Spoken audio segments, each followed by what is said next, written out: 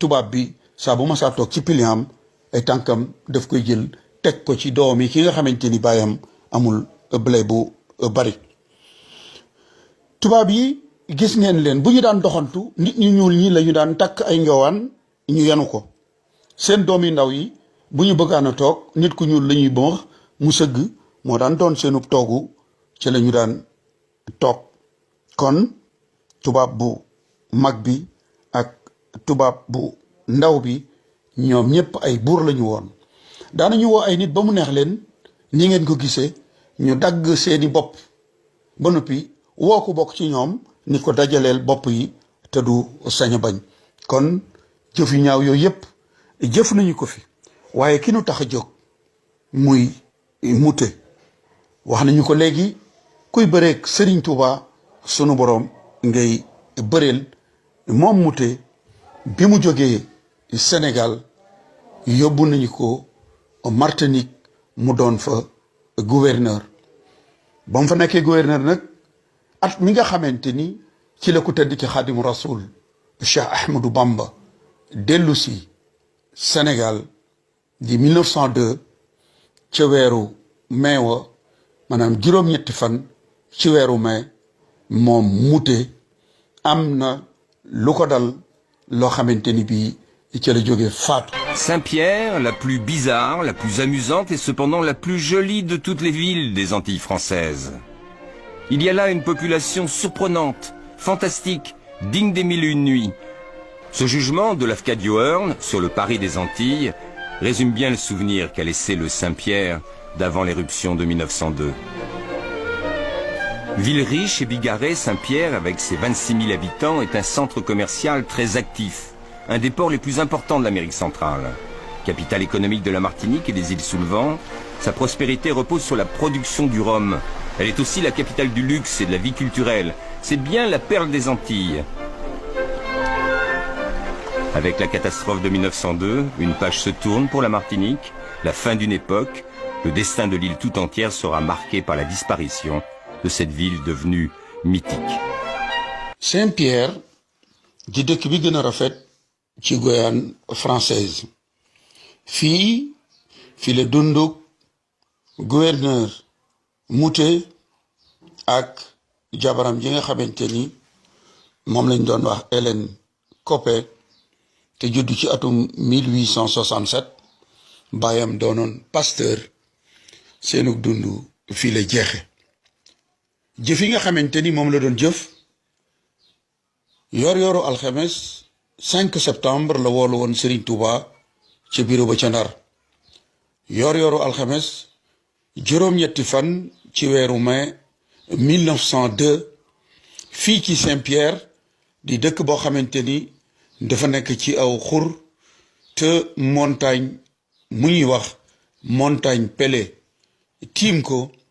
montagne boobu ab volcan la woon.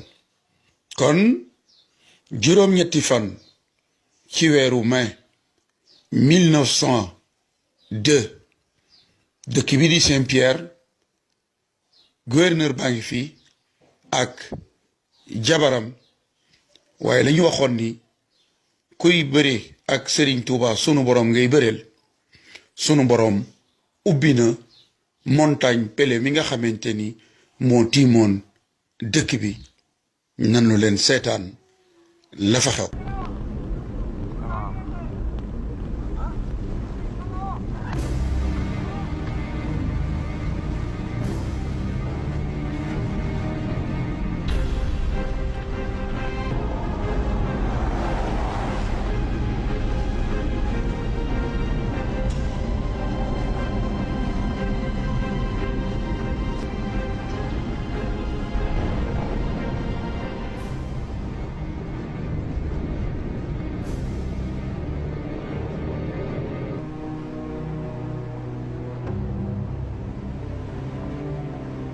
En 1902, la ville de Saint-Pierre en Martinique est détruite par une nuée ardente semblable à celle filmée sur le mont Hunzen au Japon.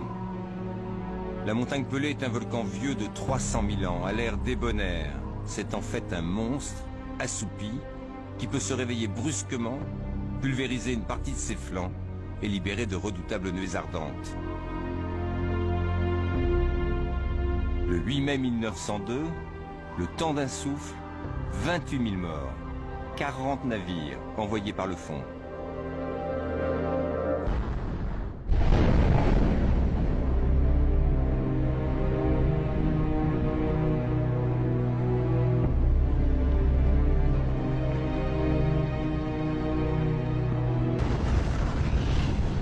Émilie Dujon s'était réfugiée avec les siens près de la commune du Carbet à Bourgard, à 2 km au sud de Saint-Pierre.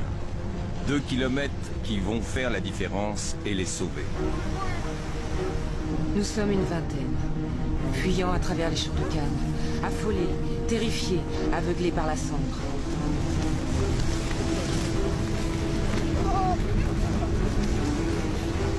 Une pluie de pierres, de boue tiède et fétide tombe sur nous.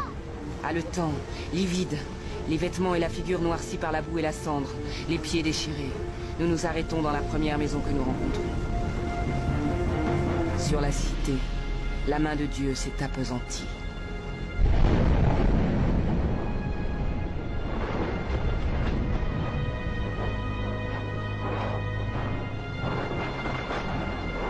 Lorsque la colonne de feu s'abattit sur la cité, une immense clameur s'éleva. Cri de désespoir et d'angoisse qui semblait être la plainte suprême de l'agonie d'un peuple. Une foule nombreuse se précipita vers le rivage. Certaines arrivèrent jusque sur les bords de la mer, où ils pensaient trouver le salut. Mais les flots étaient devenus bouillants, et les pauvres victimes furent brûlées avant même d'être noyées.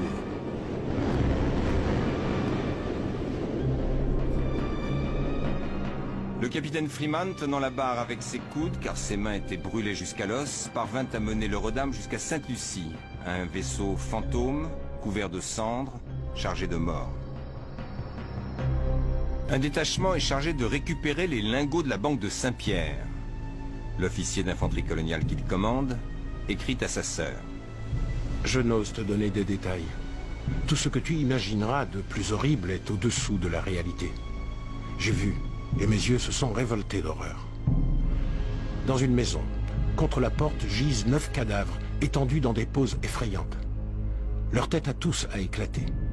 Dans une chaise est assis encore un vieillard qui, lui, me regarde d'un regard atroce. Il a le ventre ouvert, c'est affreux. Le docteur L'Herminier, des troupes coloniales, fait partie de ceux qui ont charge d'enterrer, ou plutôt d'incinérer les cadavres. Les cadavres du quartier du Mouillage sont méconnaissables. On ne peut voir s'ils sont de blanc ou de noir. Les sexes sont respectés. Beaucoup de femmes, celles que l'on devine jeunes, ont les seins intacts. Tous les cadavres sont nus, scalpés, épilés. Et chez beaucoup, l'abdomen a éclaté. Et les intestins saillent, non brûlés. ñaar fukki junni nit ak juróom ñett ñàkk nañu seen bakkan ni ngeen ko gisee ni ko waxee ci français ñi doon daw doon sóobu ci géej gi ndax ndox mi bu ñu duggee ci ndox mi dafay mel ni cin lu baax ba tàngoor wi moo leen di faat lu jiitu ñuy suux dégg ngeen niñ ko waxee ci tubaab néew yi kenn mënu leen woon a suul ba wàllu yi nga xamante ni ñoo ñëw dañu leen doon lakk kon ki nga xamante ni moo jëfoon jëf yooju di yóbbu sëriñ bi Gabon te mooy gouverneur Mouté ak jabaram ci ñaar fukki junni nit ak juróom-ñett yooyu faatu ci lañu bokk gis ngeen dëkk bi mbedd yi foo jaar ni ab taw di def bu tawee ba ñu naan mbënn bi ñëw na ndox mi di walangaan ci mbedd yi kenn du am foo jaar noonu la leen sunu borom def ci sawara beteex boo xamante ni day bax xonq coy ni ngeen ko gisee mbeddi Saint-Pierre yépp noonu la mel kon lii mooy mujjug gouverneur Mouté mi yóbbu woon Serigne Touba Gabon mooy mujjug gouverneur Mouté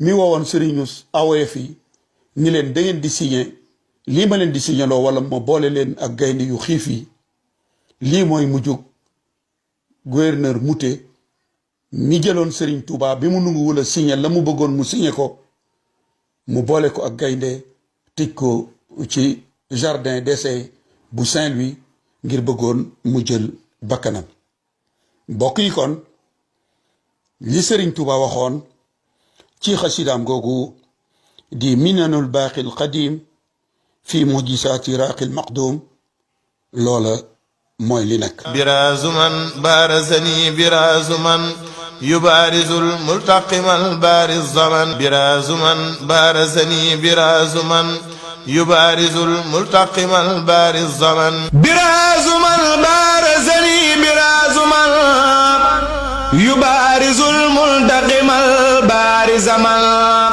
birazuman barazani birazuman yubarizul multaqimal bariz zaman birazuman barazani birazuman yubarizul multaqimal bariz zaman birazuman barazani birazuman yubarizul multaqimal bariz zaman birazuman barazani birazuman يبارز المنتقم بارزما برازما بارزني برازما برازما بارزني برازما يبارز المنتقم بارزما برازما بارزني برازما يبارز المنتقم بارزما